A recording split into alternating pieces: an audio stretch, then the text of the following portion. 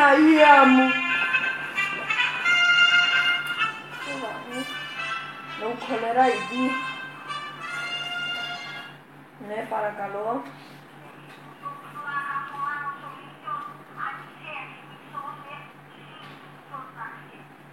Γιατί με μισάς, κόρη.